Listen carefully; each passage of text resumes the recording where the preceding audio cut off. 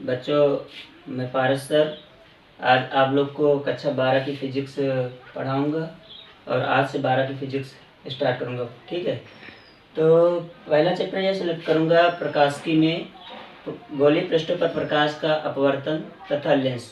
ठीक है, तो इस चैप्टर में महत्वपूर्ण भूमिका प्रकाश के अपवर्तन की होती है। ठीक, क्योंकि चैप्टर का नाम भी वैसे है। तो सबसे पहले इस चैप्टर को समझने के लिए आप लोग को प्रकाश के विषय में अच्छे से जानकारी होना आवश्यक है।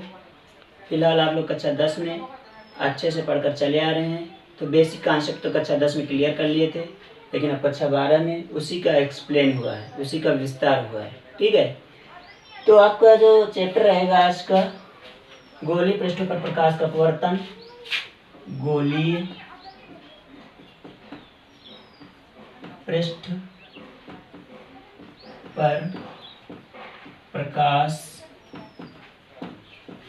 का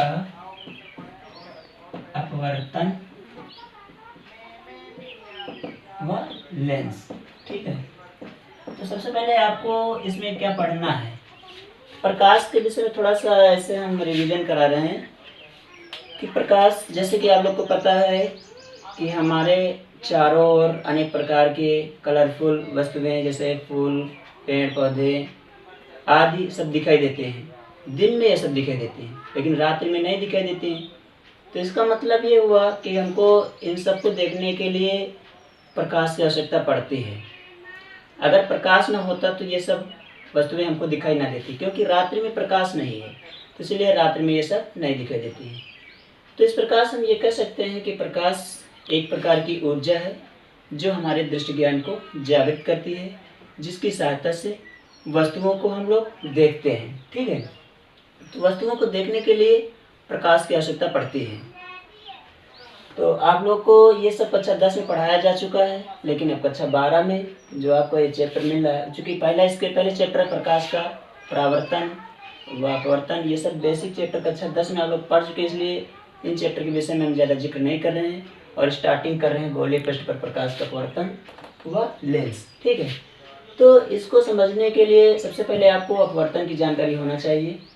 तो अपवर्तन क्या होता है? अपवर्तन का मतलब ये फिर कह सकते हैं प्रकाश का अपवर्तन क्या है। जब कोई प्रकाश की किरण एक माध्यम से दूसरे माध्यम में प्रवेश करती है तो वह अपने मार्ग से थोड़ा विचलित हो जाती है। प्रकाश की यह घटना क्या कहलाती है? प्रकाश का अपवर्तन। जैसे मान लीजिए कि यहाँ पर ऊपर एक माध्यम है विरल माध्यम और नीचे एक माध्यम है सघन माध्यम।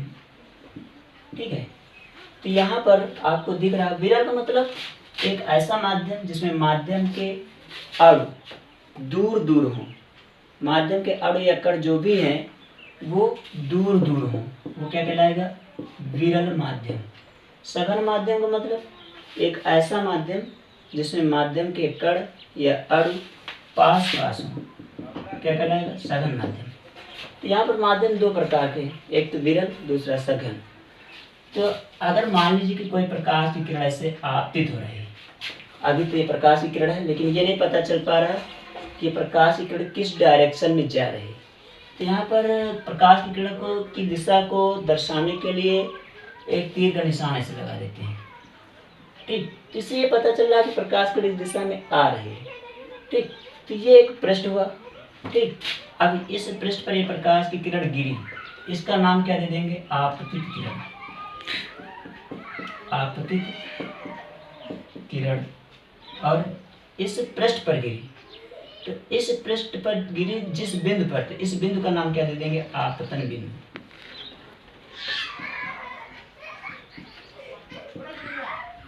ठीक, इसके बाद नीचे भी सघन माध्यम, ऊपर विरल माध्यम। तो ये आपतन बिंदु और यहाँ से प्रकाश की किरण दूसरे माध्यम में प्रवेश कर जाएगी। तो ये कौन सा पृष्ठ कहलाएगा? ये पृष्ठ कहलाएगा अपवर्तक पृष्ठ।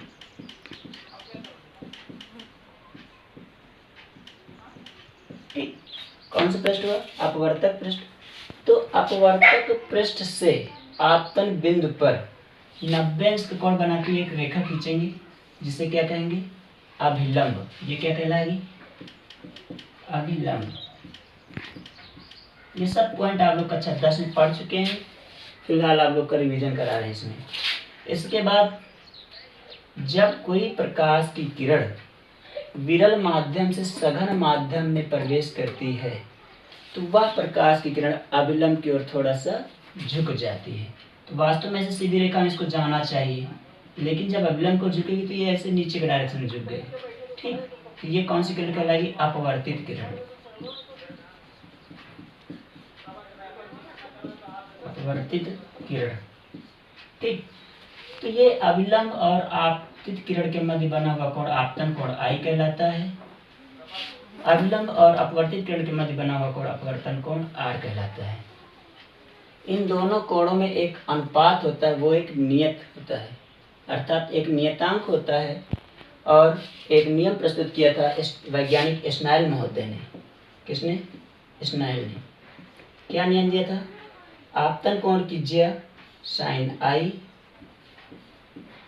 तथा अपवर्तन कोण कीजिए sin R का अनुपात एक नियतांक n के बराबर होता है। sin I upon sin R बराबर n। n क्या है? नियतांक। नियतांक का मतलब ये होता है कि एक ऐसा मान जो कभी परिवर्तित ना हो। नियत धन अंक बराबर नियतांक। जैसे कि अगर 5 है तो 5 ही रहेगा, 5 से 6 नहीं होगा, 5 से 4 नहीं होगा। अर्थात एक ऐसा मान जो कभी परिवर्तित ना हो वो क्या कहलाता है? नियतांक कहलाता है। ठीक, तो इन दोनों कोणों में जो अनुपात निकला वो एक नियतांक के बराबर होता है। इसको किसने बताया था? वैज्ञानिक स्नेल ने बताया था। तो एक सूत्र निकाला था sin I upon sin R बराबर n। ये स्नेल का नियम कहलाता है। ठीक, तो इसके बाद जिसके मेन पॉइंट्स हैं वो आप लोग को पहले बता दूं।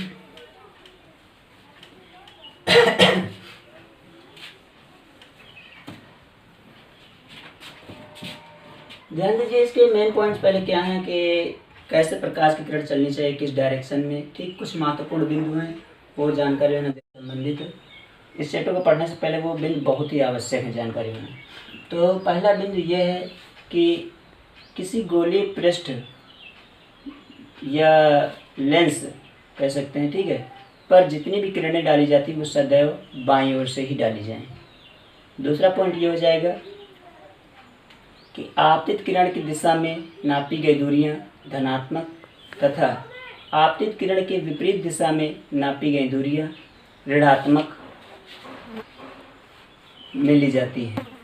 अगला पॉइंट क्या हो जाएगा कि समस्त दूरियां प्रकाशिक केंद्र या पृष्ठ के ध्रुव से मापी जानी चाहिए।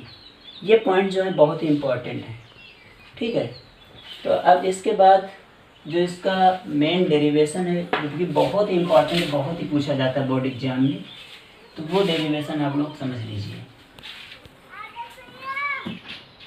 देखिए वो डेरिवेशन क्या है, किसी गोलीय पृष्ठ पर या कह सकते हैं कि गोलीय अवतल पृष्ठ पर अवतल पृष्ठ पर प्रकाश के अपवर्तन का सूत्र का निगमन के अपवर्तन के सूत्र का निगमन। ठीक है, तो ये पहले समझ लीजिए, गोलीय अवतल पृष्ठ पर प्रकाश के अपवर्तन के सूत्र का निगमन। तो सबसे पहले आप लोग को एक गोलीय अवतल पृष्ठ बनाना होगा। ये सब पृष्ठ वगैरह आप लोग कक्षा 10 में पढ़ चुके हैं। ठीक है, यहाँ पर समझिए, ये एक गोलीय अवतल पृष्ठ हो जाएगा। ये फिगर हुआ गोलीय अवतल पृष्ठ का। ठीक, अब देखिए इधर जो माध्यम है ये विरल माध्यम है, विरल माध्यम है, और इधर जो माध्यम होगा वो कौन सा माध्यम होगा? सघन माध्यम होगा। हमने विरल और सघन के बारे में पहले बता दिया। ऐसा माध्यम जिसमें माध्यम के अणु या कण दूर दूर हों विरल कहलाता है। ऐसा माध्यम जिसमें माध्यम के कण या अणु पास पास हों सघन कहलाता है। ठीक, तो ये जो पृष्ठ है, पृष्ठ का एक सिरा ये हुआ और एक सिरा ये हुआ। दोनों सिरों का जो मध्य बिंदु होगा वो क्या कहलाएगा? ध्रुव P कहलाएगा। क्या कहलाएगा? ध्रुव पोल। ठीक, इसके बाद देखिए ये पृष्ठ इस दिशा में घूमा है तो जाहिर सी बात इसका केंद्र इधर होगा, बाईं ओर होगा, तो मान लीजिए ये केंद्र हो जाएगा। ठीक, तो ये जो केंद्र हो गया तो ये वक्र के रूप में है, तो वक्र का केंद्र क्या कहलाएगा? वक्रता केंद्र। तो ध्रुव P और वक्रता केंद्र C को जो मिलाने वाली रेखा है ये, ठीक, ये, ठीक। अब ये क्या कहलाएगी? मुख्य अक्ष। क्या कहलाएगी?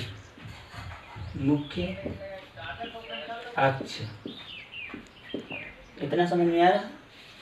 अब इसके बाद जैसे मान लीजिए कि यहाँ पर कोई एक बिंदु वस्तु रखी है, बिंदु वस्तु O रखी है, और मान लीजिए वक्रता केंद्र से यहाँ पर कहीं है। ठीक है, थोड़ा कंफ्यूज बन रहा है। ये यहाँ पर वक्रता केंद्र से है, तो एक बिंदु वस्तु O रखी है यहाँ पर, मान लीजिए ये। ठीक, अब एक बिंदु वस्तु O रखी है तो यहाँ से एक प्रकाश की किरण ऐसे आपतित हो रही है इस पर। ये कौन सी किरण कहलाएगी? आपतित किरण कहलाएगी। कौन सी किरण है? आपतित किरण कहलाएगी। ठीक, और ये कौन सा बिंदु कहलाएगा? आपतन बिंदु कहलाएगा। ठीक, कौन सा बिंदु कहलाएगा? आपतन बिंदु। आपतन बिंदु और वक्रता केंद्र C को मिलाने वाली जो रेखा होगी वो क्या कहलाएगी? अभिलंब कहलाती है। ध्यान रखिएगा, आपतन बिंदु और वक्रता केंद्र C को मिलाने वाली जो रेखा होती है उसे क्या कहते हैं? अभिलंब कहते हैं। ये क्या है? अभिलंब कहलाएगा। ठीक, अब इसके बाद देखिए इस बिंदु का कोई नाम दे दे, मान लीजिए A नाम दे दिया। ठीक, तो ये देखिए सघन माध्यम, ये विरल माध्यम है, तो प्रकाश की किरण विरल माध्यम से सघन माध्यम में जा रही है। तो अपवर्तन के नियमानुसार जब कोई प्रकाश की किरण विरल माध्यम से सघन माध्यम में जाती है तो वह अभिलंब की ओर थोड़ा सा झुक जाती है, अर्थात अभिलंब को झुकेगी तो वास्तव में इसको सीधे डायरेक्शन में ऐसे जाना चाहिए, लेकिन जब अभिलंब को झुकेगी तो ऊपर की ओर झुक जाएगी, थोड़ा सा ऐसे झुक गई। इतना समझ में आ रहा? ये किरण, तो ये किरण आपतित किरण कहलाएगी और ये यहाँ से आगे किरण क्या कहलाएगी? अपवर्तित किरण। इतना क्लियर हुआ? अब इसके बाद देखिए एक दूसरी प्रकाश की किरण मुख्य अक्ष से होकर जा रही, तो ये यहाँ से यहाँ तक गई, तो इस किरण के लिए ये कौन सा बिंदु कहलाएगा? जो ध्रुव था, आपतन बिंदु। तो ये जो आपतन बिंदु कहलाया और ये वक्रता केंद्र C, आपतन बिंदु वक्रता केंद्र C को मिलाने वाली ये रेखा हो गई, तो एक प्रकार से ये क्या हो जाएगा? अभिलंब हो जाएगा। तो जब कोई प्रकाश की किरण अभिलंब से होकर जाती है तो वह प्रकाश की किरण किसी भी दिशा में विचलित नहीं होती है, सीधे अपने मार्ग पर ऐसे चली जाएगी। तो एक ये आपतित किरण यहाँ तक थी, इसके आगे कौन सी किरण हो जाएगी? अपवर्तित किरण। तो आपको पता है प्रतिबिंब कैसे बनता है? जब कोई दो अपवर्तित किरणें एक दूसरे को किसी बिंदु पर काटती हैं या काटती हुई प्रतीत होती है तो उस बिंदु से मुख्य अक्ष पर खींचा गया अभिलंब उस वस्तु का क्या कहलाता है? प्रतिबिंब कहलाता है। जब कोई दो प्रकाश की अपवर्तित किरणें एक दूसरे को किसी बिंदु पर काटती हैं या काटते हुए प्रतीत होती हैं तो उस बिंदु से मुख्य अक्ष पर खींचा गया अभिलंब उस वस्तु का क्या कहलाता है? प्रतिबिंब। तो यहाँ पर देखिए एक ये अपवर्तित किरण ऊपर की दिशा में जा रही है, ये अपवर्तित किरण इधर जा रही है, तो इसके बीच की दूरी कंटिन्यू धीरे धीरे क्या होती जा रही है? बढ़ती जा रही है। तो इस प्रकार से ये दोनों किरणें एक दूसरे को कभी नहीं काटेंगे। तो यहाँ पर क्या होगा? इनको थोड़ा सा पीछे की डायरेक्शन में बढ़ाएंगे, आभास करेंगे, मान लीजिए पीछे की डायरेक्शन से बढ़ा रहे हैं, देखिए यहाँ पर ये आ गई और इसको बढ़ाया तो यहाँ पर ये आ गई, एक दूसरे को यहाँ पर काटती हुई नजर आ रही है, ये एक दूसरे को काट रही है, तो ये क्या कहलाएगा? इसका आभासी प्रतिबिंब। आइए, ठीक, इतना क्लियर हुआ? अब इसके बाद यहाँ से इस पर एक क्या खींच देंगे? अभिलंब खींच देंगे। ठीक, इसका नाम दे दिया M और इसकी ऊंचाई मान लीजिए स्मॉल h है। इतना क्लियर होगा? तो वस्तु पर एक कोण मान लीजिए बन रहा है अल्फा और प्रतिबिंब पर बन रहा है बीटा और वक्रता केंद्र C पर जो बन रहा है वो गामा। आपको पता है कि अभिलंब ये है, ये क्या है? अभिलंब।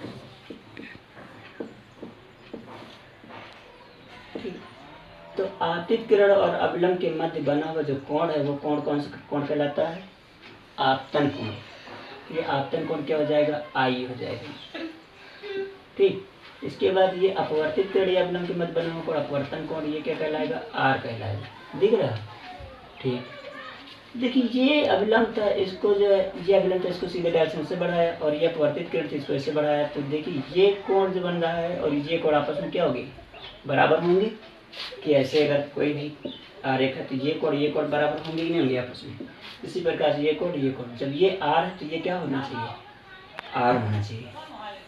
ठीक है, तो इस प्रकार से इतना फिगर बनकर कंप्लीट हो रहा है। ये सरल माध्यम से मान सकते हैं कांच या जल, और ये विरल माध्यम से मान सकते हैं वायु या निर्वात। ठीक, तो ये इतना फिगर बनकर कंप्लीट हुआ है। और स्मॉल n हम मान सकते हैं अपवर्तनांक है। विरल माध्यम के सापेक्ष सघन माध्यम का अपवर्तनांक क्या है? स्मॉल n है। तो थ्योरी में अगर पहले लिखना चाहें तो माना एस पी एस डैश एक गोलीय अवतल पृष्ठ है तथा ओ पी से होकर जा रहा है एक मुख्य अक्ष है, और बिंदुवस्तु ओ पर रखी है, और यहाँ से एक आपतित किरण एस पी एस डैश पर गोलीय पृष्ठ एस पी एस डैश पर आपतित हो रही है। ठीक है, एक प्रकाश की किरण एस पी एस डैश पर आपतित हो रही है। इसके बाद थ्योरी में लिखना है कि जब प्रकाश की किरण विरल माध्यम से सघन माध्यम में जाती है तो वह अभिलंब को थोड़ा सा झुक जाती है। ये सब कॉन्सेप्ट हम पहले से बता चुके हैं। ठीक, अब इसके बाद आप लोग को क्या करना है? एक त्रिभुज ले लेना है, जैसे ओ ए सी, त्रिभुज ओ ए सी में। ठीक, त्रिभुज ओ ए सी में, तो यहाँ पर ध्यान दीजिए, ये ऊपर वाला हम पोर्शन साफ कर रहे हैं। ठीक है,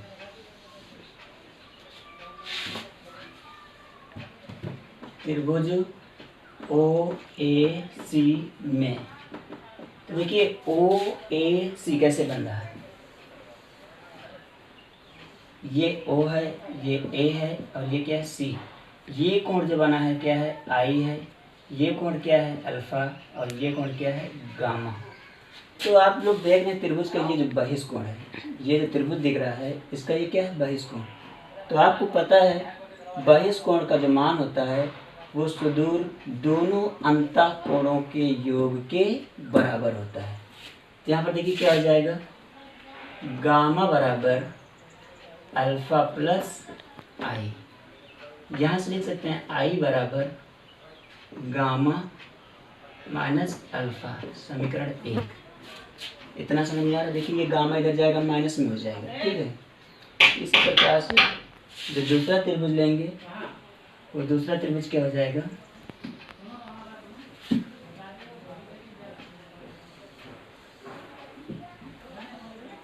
ओ ए सी, ओ ए सी। तो यहाँ पर क्या बन रहा है? दूसरा त्रिभुज आई ए सी लेंगे। क्या ले लेंगे? आई ए सी। तो ये कौन कौन सा हो जाएगा? बीटा हो जाएगा। और ये जो कोण बन रहा है ये क्या हो जाएगा? आर हो जाएगा। और ये कौन कौन सा हो जाएगा? गामा हो जाएगा।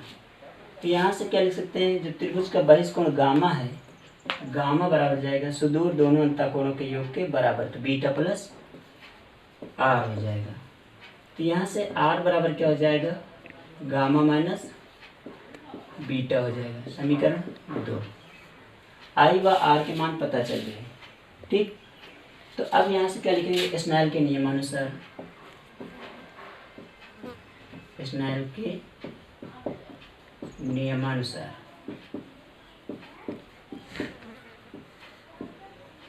तो इतना थोड़ा साफ कर रहे हैं। तो स्नेल के नियम क्या बताया गया था? Sine i upon sine r बराबर स्मॉल एन। यदि गोलीय पृष्ठ का द्वारक अत्यंत छोटा हो उस स्थिति में बने कोणों के मान भी क्या होंगे? अत्यंत छोटे होंगे। ये जो घुमाव है अत्यंत छोटा होगा तो जो कोण बनेंगे तो ये भी छोटे होंगे। जब कोण छोटे होंगे इनको किस में मापेंगे, रेडियन में मापेंगे। उस स्थिति में हम लोग क्या लिख सकते हैं, साइन आई बराबर स्मॉल आर आई और साइन आर बराबर स्मॉल आर। तो यहाँ से लिख सकते हैं आई अपॉन आर बराबर एन या फिर आई बराबर एन आर, समीकरण 3। ठीक, इतना समझ में आ रहा। अब इसके बाद आप लोग को इतना पता चल गया, आई व आर के मान समीकरण 1 व 2 से समीकरण 3 में रखने पर आई व आर के मान समीकरण 1 व 2 से समीकरण 3 में रखने पर, ठीक, आई व आर के मान समीकरण 1 व 2 से समीकरण 3 में रखने पर, तब देखिए क्या मिलेगा।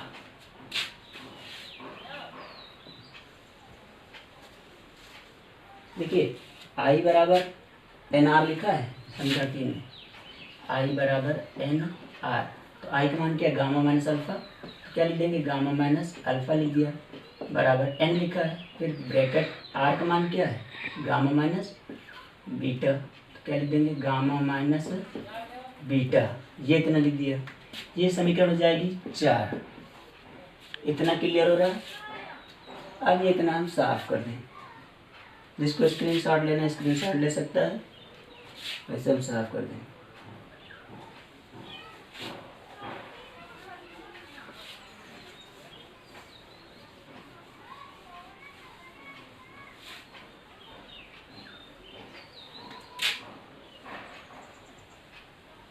अब आपको अल्फा बीटा गामा के मान निकालना है। ठीक, तो जिस प्रकार से आप लोगों ने साइन आई बराबर आई व साइन आर बराबर आर माना था, ठीक उसी प्रकार से गोलीय पृष्ठ का द्वारक अत्यंत छोटा होने के कारण यहाँ पर tan अल्फा बराबर क्या मान सकते हैं, अल्फा, tan बीटा बराबर क्या मान सकते हैं, बीटा, व tan गामा बराबर क्या मान सकते हैं, गामा। ठीक, गोलीय पृष्ठ का द्वारक अत्यंत छोटा होने के कारण tan अल्फा बराबर अल्फा, tan बीटा बराबर बीटा व tan गामा बराबर गामा मान सकते हैं, क्योंकि कोण भी बहुत छोटे होंगे और इनको रेडियन में मापेंगे। ठीक, तो यहाँ पर ध्यान दीजिए, त्रिभुज ओ ए एम में, ठीक, तो ध्यान दीजिए कि ये द्वारक जब अत्यंत छोटा है तो ये एम बिंदु जो पी के एकदम नज़दीक होगा, और सभी दूरियां कहाँ से मापते हैं, ध्रुव पी से या फिर प्रकाशिक केंद्र से मापते हैं। ठीक, तो पृष्ठ है तो ध्रुव होगा, लेंस होगा तो प्रकाशिक केंद्र होगा। तो पी से यानी ध्रुव से वक्रता केंद्र की दूरी क्या कहलाएगी, वक्रता त्रिज्या कैपिटल आर। लेकिन बाईं ओर की समस्त दूरियां क्या हो जाएंगी, ऋणात्मक। ध्रुव पी से प्रतिबिंब की दूरी माइनस का v हो जाएगी, ध्रुव पी से वस्तु की दूरी माइनस का क्या हो जाएगी, u हो जाएगी। ठीक, ये दूरियों को माप लेते हैं। तो यहाँ पर ध्यान दीजिए, त्रिभुज ओ ए एम में, ठीक, ये लंब हो जाएगा और नीचे का आधार हो जाएगा। तो आपको पता है tan अल्फा हो जाएगा, यहाँ पर कोण क्या है, अल्फा, tan अल्फा बराबर लंब बटे आधार होता है, तो यहाँ पर क्या हो जाएगा, h बटे आधार क्या हो जाएगा, OM। तो यहाँ पर क्या हो जाएगा, OM, या फिर tan अल्फा बराबर आपने क्या मान लिया, अल्फा, तो अल्फा बराबर क्या हो जाएगा, h बटे OM। जब m बिंदु P के नज़दीक होगा तो ये पूरी दूरी क्या हो जाएगी, माइनस का u हो जाएगी। समीकरण अगला मान लिया, ऐसे छोड़ दें। ठीक है, इसी प्रकार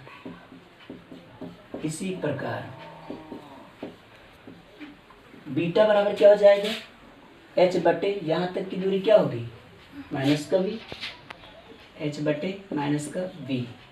गामा बराबर क्या हो जाएगा, देखिए इस त्रिभुज में, ठीक है, या फिर यहाँ पे लिख दें कौन सा त्रिभुज लिया गया बीटा के लिए, IAM त्रिभुज, IAM में। ठीक है, तो यहाँ पर गामा बराबर क्या हो जाएगा, एच बटे माइनस का आर, एच बटे माइनस का आर। इसमें कौन सा त्रिभुज लिया गया? त्रिभुज सी ए एम में, सी ए एम में, ठीक है। तो अल्फा बीटा गामा के मान पता चल गए। अब क्या करेंगे? अल्फा बीटा गामा के मान समीकरण 4 में रखने पर अल्फा गामा बीटा व गामा के मान समीकरण 4 में रखने पर, ठीक। समीकरण 4 में अल्फा बीटा गामा के मान रखेंगे तो यहाँ पर देखिए क्या होगा। थोड़ा स्क्रीनशॉट लेना हो जिसको ले सकता है तो यहाँ पर, तो फिर हम आगे साफ करें।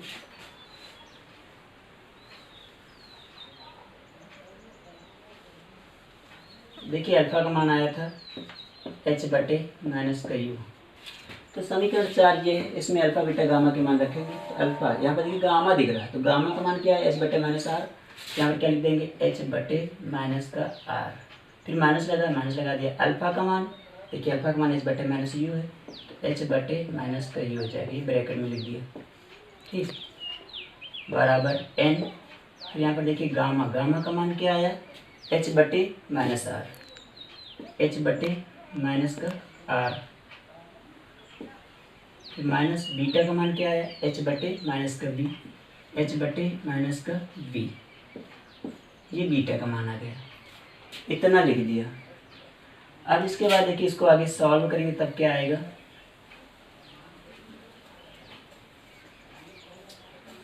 देखिए यहाँ पर ये माइनस का जाएगा प्लस, तो क्या हो जाएगा? एच बटे यू प्लस का, एच बटे यू प्लस का, माइनस का क्या बचेगा? एच बटे आर बराबर एन लिखा है।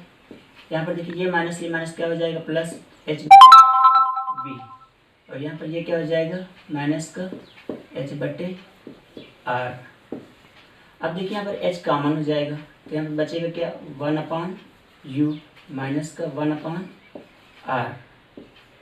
और यहाँ पर देखिए एच कॉमन हो जाएगा, एन तो पहले से कॉमन है, एन एच, तो यहाँ पर क्या बचेगा? 1/v माइनस का 1/r, ठीक। अब इसके बाद देखिए यहाँ पर क्या हो जाएगा? ये h से h क्या हो जाएगा? कैंसिल हो जाएगा, तो बचेगा क्या? 1/u minus 1/r। और यहाँ पर देखिए n अंदर गुणा होगा तो क्या हो जाएगा? n/v माइनस का n/r। ये माइनस की वैल्यू जब इधर आएगी तो किस में हो जाएगी? प्लस में हो जाएगी, तो ये हो जाएगा n/r, और ये माइनस का है तो क्या हो जाएगा? 1/r बराबर ये क्या है? n/v। ये वैल्यू प्लस की इधर जाएगी तो किस में जाएगी? माइनस में हो जाएगी, तो क्या हो जाएगा? 1/u। इतना समझ में आ रहा है? तो यहाँ से देखिए जब इन दोनों के हर बराबर हैं तो इधर हम फिगर उसको साफ कर सकते हैं।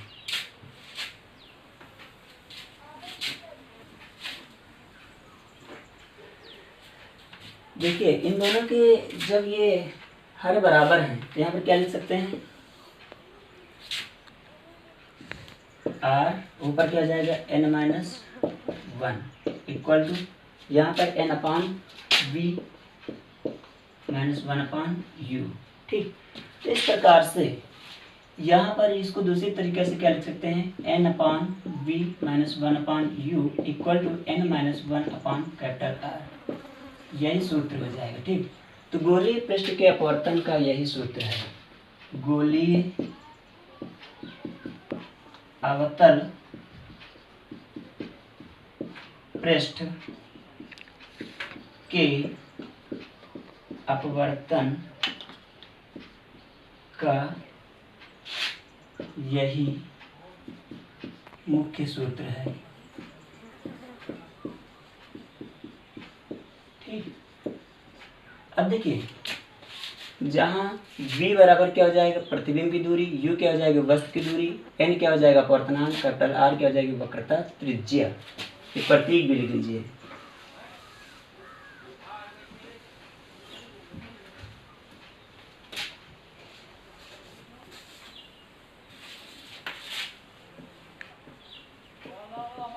जहाँ n अपवर्तनांक होगा, v प्रतिबिंब की दूरी,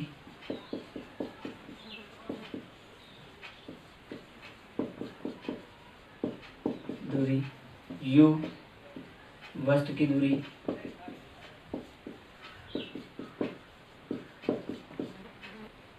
और r जो कैपिटल R है वक्रता त्रिज्या होगी, वक्रता त्रिज्या है। ठीक, इस प्रकार से बच्चों ने जो पढ़ाया आप लोग घर पर इसको कायदे से समझिए और कॉपी पर नोट्स बना लीजिए। जहाँ पर कोई प्रॉब्लम लग रही हो तो कमेंट बॉक्स में ज़रूर बताइए और मैं प्रयास करूँगा कि आप लोग के समस्या का समाधान करूँ। ठीक है, और जो बच्चे चैनल को देख रहे हैं तो वो अपना लाइक सब्सक्राइब कर दें। ठीक है।